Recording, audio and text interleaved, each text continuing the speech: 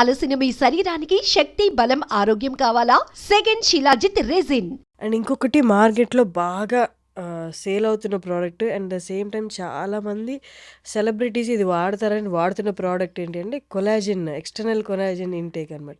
అది through tablets ద్వారా గానీ, ఇంజెక్షన్స్ ద్వారా గానీ కొలాజిన్ తీసుకుంటే మన స్కిన్ ఎలాస్టిసిటీ బావుంటది. ఏజింగ్ అనేది ఫాస్ట్‌గా అవ్వదు అని.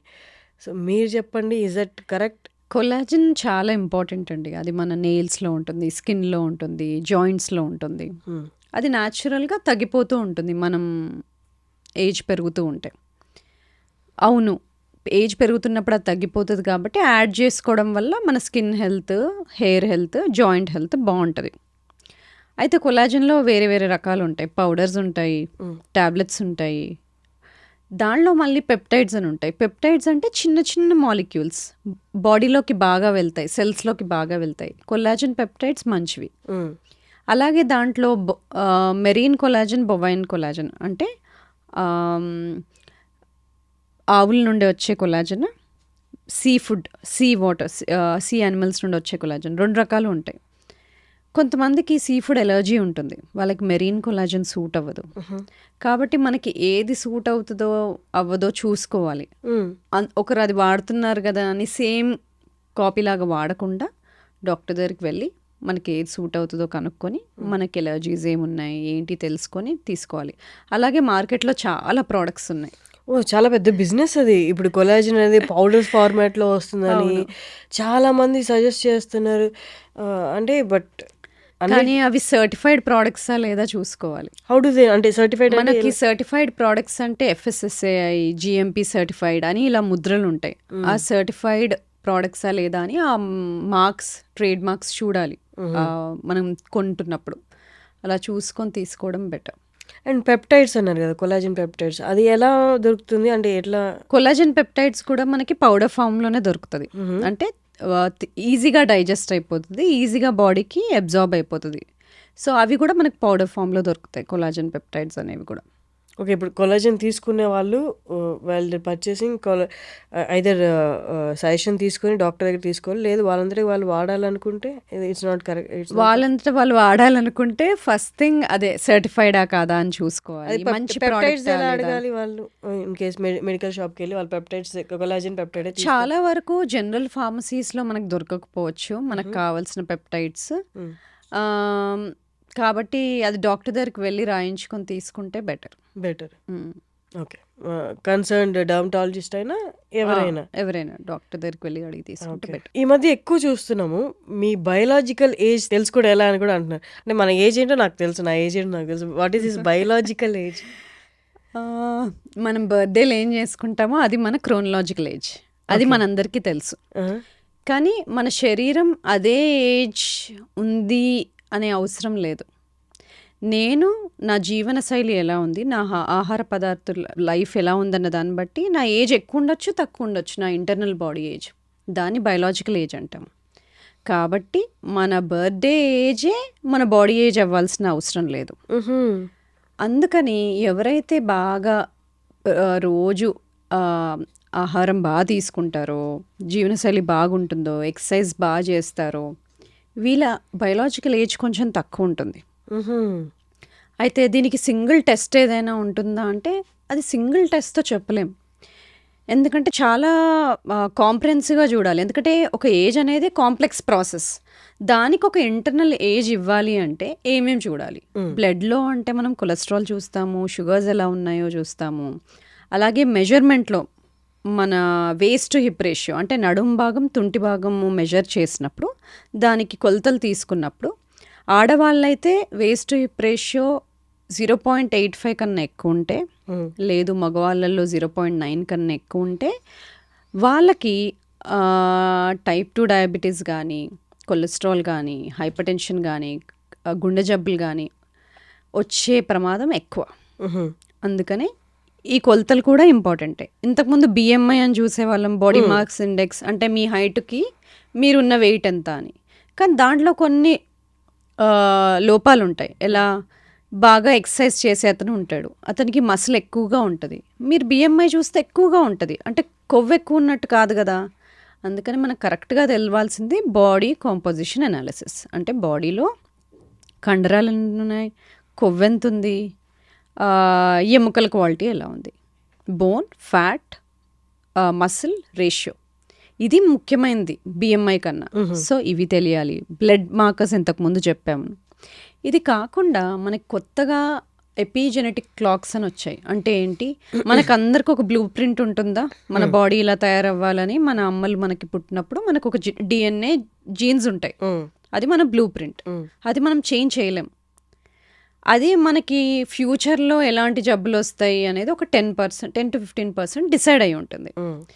అంటే 80 to 85% తర్వాత మనం ఎలాంటి ఆహారం తీసుకుంటాము, వ్యాయామం చేస్తామా లేదా, స్ట్రెస్ఫుల్గా ఉంటామా, నిద్ర ఎలా పోతున్నాము, జీవనశైలి ఎలా ఉంది అన్న దాన్ని బట్టి ఆ మిగతా 85% డిసైడ్ అవుతుంది. దీన్ని ఎపిజెనెటిక్స్ అంటాము. అంటే జీన్స్ చుట్టూ మనం చేసే మార్పులు ఏంటి అని. దీన్ని డిఎన్ఏ చుట్టూ జరిగే మార్పుల్ని గమనించి వచ్చిన టెస్ట్ ఎపిజెనెటిక్ టెస్ట్. కొంచెం ఏదైనా ఒక టెస్ట్ దగ్గరగా ఉందా అంటే అది ఎపిజెనెటిక్ టెస్ట్ అనమాట. ఓకే. కాకపోతే ఆ సింగిల్ టెస్ట్ చూడకూడదు. నేను ఇంతకుముందు చెప్పిన విధంగా బ్లడ్లో ఎలా ఉన్నాయి చేంజెస్, ఈ హిస్టరీ ఎలా ఉంది, ఎపిజెనెటిక్ టెస్ట్ అనేది బయోలాజికల్ ఏజ్ తెలుసుకునేడానికి అవకాశం ఉంది. అయితే ఇప్పుడు ఈ లాస్ట్ 3-4 సంవత్సరాల్లో వచ్చిన టెస్ట్ ఇది. ఫ్యూచర్లో మనకి ఇంకా కొత్త టెస్ట్లు వస్తాయి, కానీ బేసిక్స్ మనం మర్చిపోకూడదు. బేసిక్స్ ఏంటి, నడుం భాగం తుంటి భాగం రేషియో అని చెప్పాను, మన మసిల్ బోన్ ఫ్యాట్ రేషియో అని చెప్తున్నాము. అంటే బాడీ ఫ్యాట్ పర్సంటేజ్ ఎంత ఉంది, బ్లడ్లో ఈ లిపిడ్ ప్రొఫైల్స్ కానీ, బ్లడ్ షుగర్స్ కానీ, విటమిన్ ప్రొఫైల్స్ కానీ, హోమోసిస్టిన్, లైపోప్రోటీన్, ఇవన్నీ ఎలా ఉన్నాయి, ఇవన్నీ బేసిక్స్. వీటితో పాటు ఆ డిఎన్ఏ చుట్టూ జరిగే మార్పులు, ఇవన్నీ మనం తెలుసుకుంటాం. ఓకే, బయోలాజికల్ ఏజ్ ఏంటి తెలుసుకున్నాం, ఇలా ఉంది. ఇప్పుడు నెక్స్ట్ ఏంటి, ఏజ్ తగ్గించుకోవచ్చా, నెక్స్ట్ ఏంటి, ఎలా తగ్గించుకోవచ్చు, తగ్గిస్తే ఎలా తగ్గించాలి. ఫస్ట్ వ్యాయామం చేస్తున్నారా లేదా, అస్సలు చేయని వ్యక్తి అయితే మొదలు పెట్టాలి. ఎలా, వారానికి కనీసం 150 నిమిషాలు మోడరేట్ ఎక్సర్సైజ్, అంటే బ్రిస్క్ వాకింగ్ కానీ, యోగా కానీ, స్విమ్మింగ్ కానీ, ఏరోబిక్స్ కానీ ఇలాంటివి. లేదంటే 75 నిమిషాలు ఫాస్ట్ హై ఇంటెన్సిటీ ఎక్సర్సైజ్, అంటే ఫాస్ట్ బైకింగ్, హైకింగ్ ఇలాంటివి. కానీ ఇవి చేస్తే సరిపోతుందా, లేదు. మనము వృద్ధాప్యం వచ్చినాక, ఓల్డ్ ఏజ్ వచ్చినాక ఆరోగ్యంగా ఉండాలంటే ఏజ్ ఎంటర్ అయ్యేటప్పుడు, 50 ఎంటర్ అయ్యేటప్పుడు మన మసిల్ కండరాలు బాగుండాలి. అప్పటికీ కండరాలు తక్కువగా ఉన్నాయంటే మీకు డెఫినెట్గా ఈ జబ్బులు తొందరగా వచ్చేస్తాయి. ఇవి 4: డయాబెటీస్, హైపర్ టెన్షన్, కార్డియాక్ జబ్బు, క్యాన్సర్లు, స్ట్రోకు, ఇవి. అయితే ఎందుకంటే 40 తర్వాత 40 సంవత్సరాలు ఒకసారి దాటామంటే ప్రతి సంవత్సరానికి 1% మజిల్ పోతుంది. కానీ దాంతో వచ్చే ప్రాబ్లం ఏంటి, మజిల్ పోతూ ఉంటే మనం తినే ఫుడ్ ఎనర్జీగా మారకుండా కొవ్వుగా మార్చి వెయిట్ పుట్ ఆన్ అవుతాం. మెల్లగా ఇన్సులిన్ రెసిస్టెన్స్లోకి వెళ్తుంది. అంటే మెటబాలిక్ ఫ్లెక్సిబిలిటీ తగ్గిపోతుంది, మెటబాలిక్ హెల్త్ అప్పటి నుండి డిస్టర్బ్ అవుతుంది. అదేంటంటే నేను 40 వరకు బాగానే ఉండదని 40 తర్వాత అన్ని మార్పులు చూస్తున్నా అంటారు కదా, ఇది ఇన్సులిన్ రెసిస్టెన్స్ అనేది మొదలవుతుంది. దీన్ని తగ్గించుకోవడానికి మనం స్ట్రెంగ్త్ ట్రైనింగ్, రెసిస్టెన్స్ ట్రైనింగ్ చేసుకున్నప్పుడు ఈ కండరాలు కోల్పోయే కెపాసిటీని తగ్గిస్తాం. మజిల్ లాస్ తగ్గుతుంది. మజిల్ లాస్ తగ్గినప్పుడు మెటబాలిజం బాగుంటుంది, అంటే మనం జబ్బుల్ని దూరంగా నెట్టుతున్నట్టేగా. సో అది కాకుండా ఫుడ్లో ఏం మార్పులు చేసుకోవాలి. మొదటిగా ఎవరైనా refined seed oils, sunflower oil, canola oil, rice bran oil, ఇవన్నీ మనం వాడుతున్నట్లయితే ఫస్ట్ ఇవి తీసేయాలి. అసలు మనకు మార్కెట్లో ఉన్నవే అవి కదా, అవి రిఫైన్డ్ ఆయిల్స్. మనం కోల్డ్ ప్రెస్డ్ ఆయిల్స్ వాడుకోవాలి. కోల్డ్ ప్రెస్డ్ అంటే గానుగ నూనెలు ఫ్రెష్గా చేసేవి, అవి కొబ్బరి నూనె కానీ, లేదంటే గానుగ నూనెనే రైస్ బ్రాన్ కానీ, గానుగ నూనె, నల్ల నువ్వుల నూనె, ఇవి వాడుకోవచ్చు. ఇవి కూడా తక్కువ వాడాలి, ఎందుకంటే ఈ నూనెలు ఈ మన మోడర్న్ డేస్ వచ్చినాక తయారైనవి. ఈ పాతకాలంలో ఎంత ఎక్కువ నూనె వాడేవాళ్ళం కాదు. సో ఈ నూనెల వల్ల మనకు బాడీలో ఇన్ఫ్లమేషన్ పెరుగుతుంది. సో ఈ నూనెలు తగ్గించుకోవాలి. అలాగే ఫుడ్ వండే విధానంలో ఎక్కువ డీప్ ఫ్రైడ్ ఫుడ్స్, బాగా గ్రిల్ చేసిన ఫుడ్స్ ఇవి తినకూడదు. ఎందుకంటే దానిలో క్యాన్సర్ కాజింగ్ ఏజెంట్స్ పెరుగుతాయి. బాగా డీప్ ఫ్రైడ్ ఫుడ్స్లో నైట్రేట్స్ పెరగడము ఇలాంటివి జరుగుతాయి. సో అలాగే షుగర్ ఎక్కువ ఉన్న ఫుడ్స్ తినకూడదు. Sugar is directly related to inflammation. బాడీని ఇన్ఫ్లేమ్ చేస్తుంది. సో షుగర్ తగ్గించుకోవాలి, డీప్ ఫ్రైడ్ ఫుడ్స్ తగ్గించుకోవాలి. అంటే బాగా ప్రాసెస్ చేసి పీచు పదార్థం తీసేసిన ఫుడ్స్, పిండి పదార్థాలు తక్కువ చేసి ఇప్పుడు గోధుమ పిండి బదులు ఫుల్ గోధుమలు వాడటం కానీ ఇలాంటివి.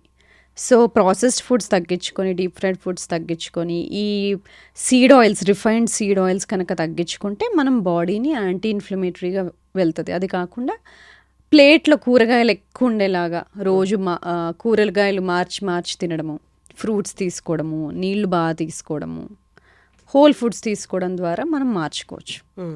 ఇదే కాకుండా తినే పద్ధతిలో కూడా కొంచెం మార్పులు చేసుకోవాలి. ఫస్ట్ మనం కూరగాయలతో మొదలు పెట్టాం అనుకోండి తినడం, అది ఆల్రెడీ స్వెల్ అయిపోతుంది పొట్టలో.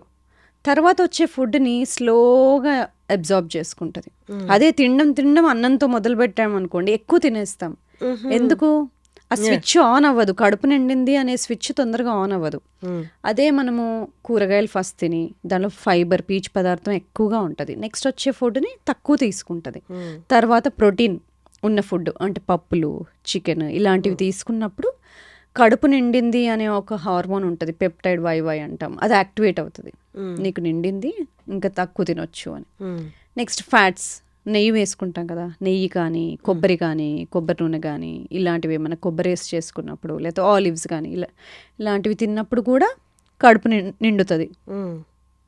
దాని తర్వాత మనము అన్నము అవి తీసుకోవచ్చు. దాంతో ఇలాంటి ఒక శైలిలో తింటే కూడా మార్పులు చాలా జరుగుతాయి. ఓకే. సో ఇలా ఫుడ్ది. స్లీప్ కనీసం 6 నుండి 8 గంటల వరకు రోజు సేమ్ టైం పడుకొని లేసేటట్టుగా ప్లాన్ చేయాలి. బాడీకి కూడా ఒక అలారం ఉంటుంది, బాడీకి కూడా ఒక క్లాక్ ఉంటుంది. ఇవాళేమో 8ంటికి పడుకొని రేపు 12ంటికి పడుకొని మళ్ళీ ఎల్లుండ 10ంటికి పడుకొని బాడీకి ఒక టైం సింక్ లేకుండా ఉండకూడదు. ప్రతిరోజు ఒక నియర్లీ సేమ్ టైంకి పడుకోవడం ఇంపార్టెంట్. ఇది కాకుండా స్ట్రెస్ డైరెక్ట్గా అన్ని జబ్బులకి కారణమే. స్ట్రెస్ కొంచెం ఇంపార్టెంటే. ఇప్పుడు నేను పాడ్కాస్ట్ ఉంది, స్ట్రెస్ఫుల్గా ఉంటాను, దానివల్ల బాగా చేస్తాను, అది ఓకే. టెస్ట్ ఉంది, కొంచెం స్ట్రెస్ఫుల్గా ఎక్కువ చదువుతాను, బాగా రాస్తాను, తర్వాత ఓకే. తర్వాత ఆగిపోవాలి, స్ట్రెస్ కంటిన్యూ అవ్వద్దు. నేను ఇంటికి వెళ్ళినాక కూడా ఇంకా స్ట్రెస్ఫుల్గా ఉండకూడదు. స్ట్రెస్ వచ్చినప్పుడు బాడీలో కార్టిజాల్ అనే హార్మోన్ రిలీజ్ అవుతుంది, దానివల్ల షుగర్ పెరుగుతుంది, కొంచెం హార్ట్ రేట్ పెరుగుతుంది, దానివల్ల మనం టాస్క్ని బాగా కంప్లీట్ చేస్తాం. కానీ బాడీకి కొన్నిసార్లు రాంగ్ స్ట్రెస్సెస్ ఇచ్చినప్పుడు, అంటే ఇప్పుడు ఫోన్లో మెసేజ్ వస్తుందేమో, నెక్స్ట్ ఇంట్లో ఏం చేస్తున్నారు, ఇలా అన్నెసెసరీ స్ట్రెస్సెస్ ఎక్కువగా తీసుకుంటున్నప్పుడు ఆ కార్టిజాల్ అనేది ఆఫ్ అవ్వదు. అది ఆఫ్ అవ్వాల్సిన టైంకి ఆఫ్ అవ్వకపోతే అన్నెసెసరీగా హార్మోనల్ బ్యాలెన్సెస్ స్టార్ట్ అవుతాయి. బాడీ ఇన్ఫ్లేమ్డ్ అయిపోతుంది, అప్పుడు హార్మోనల్ చేంజెస్ జరుగుతాయి, వెయిట్ పుట్ ఆన్ అవ్వడము, ఇవన్నీ లాంగ్ టర్మ్, చాలా కాలం స్ట్రెస్ఫుల్గా ఉన్నప్పుడు. కాబట్టి స్ట్రెస్ ఉన్నప్పుడు దాన్ని తగ్గించుకోవడం ఎలా, ఇలాంటివి మనం అందరము ఇన్కార్పొరేట్ చేసుకోవాలి. బాగా స్ట్రెస్ఫుల్గా అనిపిస్తుంది, అప్పుడు మనకి పొట్టలో ఏదో తిప్పేసినట్టుగా అనిపిస్తుంది. ఎందుకండి బ్రెయిన్లో స్ట్రెస్గా ఉంటే పొట్టలో ఎందుకు తిప్పాలి? అంటే బ్రెయిన్ పొట్ట రెండు కనెక్టెడే. పొట్టలోనే మనకి 80% సెరటోనిన్ అంటే మైండ్ కామింగ్ హార్మోన్ అనేది పొట్టలో నుండి రిలీజ్ అవుతుంది. కాబట్టి మనము పొట్ట ఎలా ఉందో మైండ్ అలా ఉంటుంది, మైండ్ ఎలా ఉంటే పొట్ట అలా ఉంటుంది. సో క్లీన్ ఫుడ్ తినడం అందుకని ఇంపార్టెంట్, మూడ్ బాగుంటుంది.